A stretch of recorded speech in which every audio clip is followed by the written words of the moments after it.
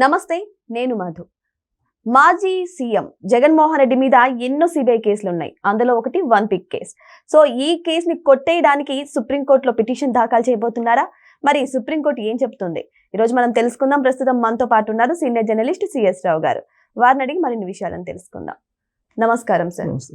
Sir, అసలు ఈ one pick case ఏంటి? జగన్మోహన్ రెడ్డి గారు దీన్ని కొట్టేయమని సుప్రీంకోర్టుకి ఎందుకు వెళ్ళారు? మరి సుప్రీంకోర్టు దీని గురించి ఎలా స్పందించబోతుంది? చివాట్లు పెట్టింది. ఒక రకంగా చెప్పాలంటే తిరస్కరించింది. ఆ వన్ పిక్ కేసును అసలు కొట్టేయమని చెప్పేసి వీళ్ళు పిటిషన్ వేశారు. పిటిషన్ వేస్తే లేదు దాన్ని విచారించాల్సిందేను, దానికి ప్రాథమికమైనటువంటి ఆధారాలు ఉన్నాయి, కిట్ ప్రోకో జరిగిందని చెప్పి ఖచ్చితంగా విచారించాల్సిందే అని చెప్పి చెప్పింది. సుప్రీంకోర్టుకి ఎందుకు పిటిషన్ వేశారు? వీళ్ళు తెలంగాణ హైకోర్టులో ఈ కేసును కొట్టేయించుకున్నారంటే ఇక్కడ హైకోర్టు కొట్టేసింది. హైకోర్టు ఈ కేసులో ప్రాథమిక ఆధారాలు లేవు, కిట్ ప్రోకో జరగలేదు అనే ఉద్దేశంతో కొట్టేసింది సిబిఐ కోర్టు. ఇక్కడ high court, Hyderabad high court, Telangana high court కొట్టేస్తే దీన్ని సవాల్ చేస్తూ సిబిఐ వాళ్ళు పిటిషన్ వేశారు సుప్రీంకోర్టులో. పిటిషన్ వేస్తే నిన్న విచారణకు వచ్చింది. విచారణకు వస్తే దీంట్లో ప్రైమా ఫేసి ఉంది, అంటే ప్రాథమిక ఆధారాలు ఉన్నాయి కిట్ ప్రోకో జరిగినట్టు, కాబట్టి దీన్ని విచారించండి అని చెప్పేసి చెప్పింది. విచారణ అర్హత కలిగినటువంటి కేసు అని చెప్పి హైకోర్టులో దీన్ని విచారించమని చెప్పి ఆదేశాలు జారీ చేసింది. సో అంటే సుప్రీంకోర్టులో వెళ్తే తప్ప న్యాయం జరగల. హైకోర్టు వరకు అయితే హైకోర్టులో ఈ కేసుని క్లోజ్ చేసింది వాళ్ళు. ఏంటి వన్ పిక్ కేసు అంటే, ఈ ప్రాజెక్ట్ కింద ప్రకాశం, గుంటూరు ఈ తీర ప్రాంతంలో దాదాపుగా 25,000 ఎకరాల దాకా తీసుకున్నారు. ఈ 25,000 ఎకరాలు 1,00,000 నుంచి 50,000 నుంచి 3 లక్షల దాకా తీసుకొని వన్ పిక్కి అప్పచెప్పారు. ఇది గవర్నమెంట్ వైపు నుంచి. దాంట్లో అసైన్ ల్యాండ్స్ ఉన్నాయి, అలాగే చుక్కల భూములు ఉన్నాయి, దేవాదాయ భూములు, రకరకాల భూములు ఉన్నాయి. ఈ భూముల్ని దాదాపు 20 నుంచి 25,000 ఎకరాలు సేకరించి వన్ పిక్ ఇవ్వాల్సిన అవసరం ఏమొచ్చింది? ఆ రోజు ఉన్నటువంటి ప్రభుత్వం, రాజశేఖర రెడ్డి గారి ప్రభుత్వం ఇచ్చింది. ఇవ్వాల్సిన అవసరం ఏమొచ్చింది అని అంటే, ఈ భూములు ఇచ్చిన కారణంగా నిమ్మగడ్డ ప్రసాద్ గారు అనే ఒక ఇండస్ట్రియలిస్టు, ఆయన కంపెనీ నుంచి దాదాపు 830-40 కోట్ల దాకా, 830 కానీ 840 కోట్లు సుమారుగా ఈ అమౌంట్ని జగన్మోహన్ రెడ్డి గారి కంపెనీలకి, సూట్ కేసు కంపెనీలు పంపించారు అనేటువంటిది అభియోగం. అది కేసు. ఈ కేసు సంబంధించినటువంటి కొన్ని ఆధారాలని సేకరించింది సిబిఐ. ఈ ఆధారాలు సేకరించినట్టు ఇన్వెస్టిగేషన్ చేసినటువంటి క్రమంలో అనేక మంది అరెస్ట్ కూడా అయ్యారు, జైలుకు కూడా వెళ్ళి వచ్చారు. కొంతమంది అధికారులు వెళ్ళారు, కొంతమంది పొలిటీషియన్స్ వెళ్ళారు. కానీ తెలంగాణ హైకోర్టు ఈ కేసును కొట్టేస్తూ నిర్ణయం తీసుకుంది 2 సంవత్సరం క్రితం. దాని మీద ఛాలెంజ్ చేసి సిబిఐ అక్కడికి వెళ్తే ఖచ్చితంగా ఇది విచారించాల్సిన కేసేను అని చెప్పి అది ఆర్డర్ చేసింది. సరే, ఈ కేసేనా? జగన్మోహన్ రెడ్డి గారు ఇలా కేసులు కొట్టేయించడానికి అనేక ప్రయత్నాలు చేస్తున్నారు. ఇప్పుడు ఆల్రెడీ సిబిఐ కేసులు 10-12 ఉన్నాయి, ఈడీ కేసులు 7-8 ఉన్నాయి. వెరసి సుమారుగా 20 కేసులు ఆయన మీద ఉన్నాయి, ఈడీ కేసులు కానీ సిబిఐ కేసులు కానీ. ఇవన్నీ విచారణ దశలోనే ఉన్నాయి. ఇది దాదాపు 10-12 సంవత్సరాల నుంచి విచారణ దశలోనే ఉన్నాయి.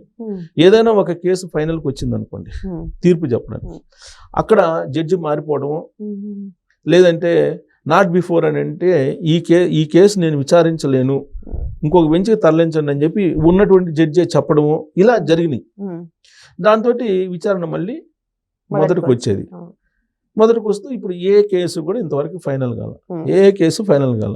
పైగా డిశ్చార్జ్ పిటిషన్లు వేస్తున్నారు. ఈ కేసులు మేము కేసులు కొన్ని విత్డ్రా చేసుకుంటున్నాం అని చెప్పి డిశ్చార్జ్ పిటిషన్లు ఒకవైపు. అసలు ఈ కేసులు మాకు ఉపశమనం కల్పించింది, ఈ కేసుల్లో ఆధారాలు లేవని చెప్పి వీళ్ళు పిటిషన్లు వేయటం, ఈ కేసులను కొట్టేయించుకునే ప్రయత్నం చేస్తున్నారు. సరే, న్యాయపరంగా మనం దాన్ని తప్పుపట్టాల్సిన అవసరం లేదు. న్యాయస్థానాల్లో ఏది కరెక్ట్ ఏది తప్పు అనేది జడ్జెస్ నిర్ణయిస్తారు. న్యాయస్థానాల్లో లేదా న్యాయ వ్యవస్థలో ఉండేటువంటి లూప్ హోల్స్ని వాడుకోవడం అనేది కామన్. వాటిలో ఉండే లూప్ హోల్స్ని వాడుకుంటూ రకరకాల ప్రయత్నాలు అయితే చేస్తూ ఉన్నారు. ఇప్పటి వరకు జగన్మోహన్ రెడ్డి గారు 16 నెలల పాటే జైలు జీవితం గడిపారు. ఈ మిగతా జైలు జీవితం ఉంటుందా ఉండదా అనేది ఈ కేసుల తీర్పు మీద ఆధారపడి ఉంటుంది. ఇప్పుడు బెయిల్ మీద ఉన్నారు ఆయన. ఈ బెయిల్ మీద ఉన్నటువంటి జగన్మోహన్ రెడ్డి గారు యాక్చువల్గా వ్యక్తిగత హాజరు నుంచి మినహాయింపు పొందాడు. లేదంటే సిబిఐ కోర్టులో ప్రతి శుక్రవారం నాంపల్లి కోర్టులో హాజరు కావాలి. ఆయన వ్యక్తిగతమైనటువంటి హాజరు నుంచి మినహాయింపు పొందారు. ఆ మినహాయింపు కొనసాగుతూ ఉంది. యాక్చువల్గా ముఖ్యమంత్రి అయినప్పుడు ఈ మినహాయింపునిచ్చారు. ముఖ్యమంత్రి పదవి దిగిపోయి కూడా 2 సంవత్సరాలు అవుతుంది. కానీ ఇప్పటి వరకు కూడా సిబిఐ ఆయన్ని వ్యక్తిగతంగా హాజరుపరచమని చెప్పి పిటిషన్ వేయలా. కేవలం ఆ మధ్య లండన్ వెళ్తే లండన్లో ఆయన ఏదో పోతూ ఒక పనికిరాని పని చేయనటువంటి నెంబర్ ఇచ్చాడనేటువంటి ఉద్దేశంతో లండన్ నుంచి రాగానే ప్రవేశపెట్టండి అని చెప్పి కోర్టు చెప్తే అప్పుడు కోర్టుకు హాజరయ్యారు ఈ మధ్య. ఆ కోర్టుకు కూడా హాజరు కావటం ఎలా, మీకు ఇక్కడ మన బేగంపేట ఎయిర్పోర్ట్ ప్రత్యేక విమానంలో బెంగళూరు నుంచి ఇక్కడికి వచ్చాడు, బేగంపేట వచ్చారు. బేగంపేట నుంచి ఒక పెద్ద ర్యాలీగా కోర్టుకు వెళ్ళారు.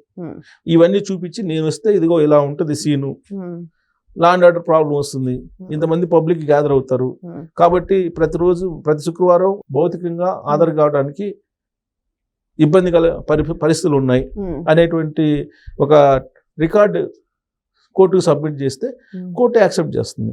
కోర్టు యాక్సెప్ట్ చేసింది, లేదంటే ప్రతి శుక్రవారం హాజరు అయ్యి ఉండేవాళ్ళే కదా. సో ఇప్పుడు ఆయన హాజరు కావట్లేదు. ఇప్పుడు ఈ కేసుల్ని కొట్టేయించుకునేటువంటి పనిలో ఉన్నారు వాళ్ళు. సరే, ప్రభుత్వం వైపు నుంచి ఎంతవరకు పోరాడుతుంది, సిబిఐ ఎంతవరకు పోరాడుతుంది అనేది రకరకాల కేసుల్లో మనం చూస్తూ ఉన్నాం. ఇప్పుడు అవన్నీ సిబిఐ కేసులు కానీ, లేదంటే కిట్ప్రోకో కేసులు అన్ని. ఇప్పుడు ఓబులాపురం మైనింగ్ కేసు అది కిట్ప్రోకోనే, ఓబులాపురం ఉంది. ఆ తర్వాత శ్రీలక్ష్మి గారని ఆవిడ ఐఏఎస్, సీనియర్ ఐఏఎస్, ఆవిడ జైలు జీతం గడిపొచ్చారు కదా.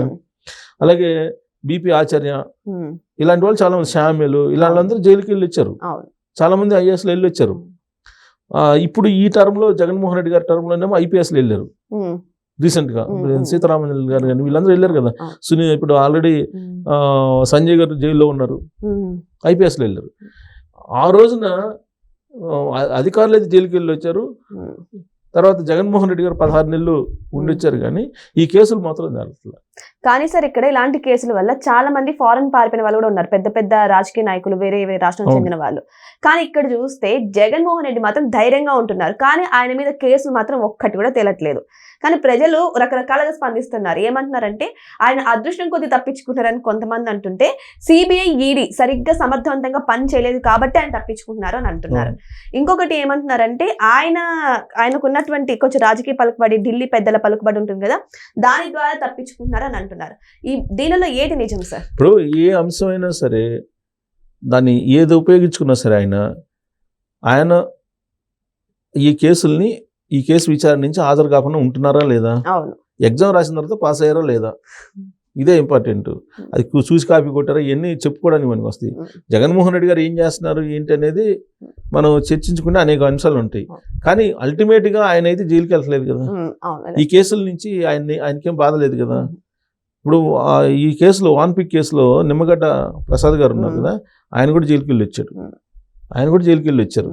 ఈ కేసు మరి ఇంత బలమైనటువంటి కేసుని కొట్టేయమని చెప్పేసి హైకోర్టు అటు చెప్పింది. ఈ కేసును కొట్టేస్తే హైకోర్టు ఇచ్చింది కదా. ఈ హైకోర్టు ఇచ్చిన తీర్పును సవాల్ చేస్తూ సుప్రీంకోర్టుకి వెళ్తేనే కదా ఇప్పుడు మళ్ళీ విచారించమని చెప్పింది. మరి ఎప్పుడు ఈ కేసులను కొట్టేయించుకుంటారో కూడా తెలియదు మనకి. కొన్ని కేసులు ఆల్రెడీ కొట్టేశారు కూడా, కొన్ని కేసులు ఉన్నటువంటి కేసులు కొన్ని కొట్టేశారు కూడా. మిగతా కొన్ని కేసులు విచారణలో ఉన్నాయి. అవి ఏమవుతాయో మనకు తెలియదు.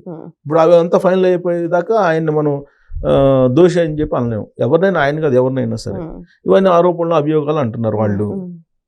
మరి ఈ ఆరోపణలు అభియోగాలు ఉన్నప్పుడు కోర్టులు తేల్చచ్చు కదా, అది తేల్చట్లేదు. దానికి రకరకాల కారణాలు, ఇందాక చెప్పినట్టు అనేక కారణాలు ఉన్నాయి. ఈ కారణాల్లో ఏదో ఒక కారణం ఆయనైతే కాపాడుతుందని చెప్పి చర్చ జరుగుతుంది. కాపాడుతుందా లేదంటే ఆధారాలు లేనటువంటి కేసులు అనేది కోర్టులు చెప్పాలి. అప్పటిదాకా మనం వీడియోలు చేసుకుంటాం. సో ఏదేమైనా సరే ఈ వన్పిక్ కేసు వల్ల జగన్మోహన్ రెడ్డికి సుప్రీంకోర్టు చివాట్లు పడినప్పటికీ కూడా మరి ఈ కేసులో అయినా సరే జగన్మోహన్ రెడ్డికి సంబంధించినటువంటి ఆధారాలు బయటపడతాయా, లేదంటే ఇది కూడా క్లోజ్ అయ్యే అవకాశం ఉందా లేదా అనేది వెయిట్ చేసి చూద్దాం. Thank you so much. Thank you sir.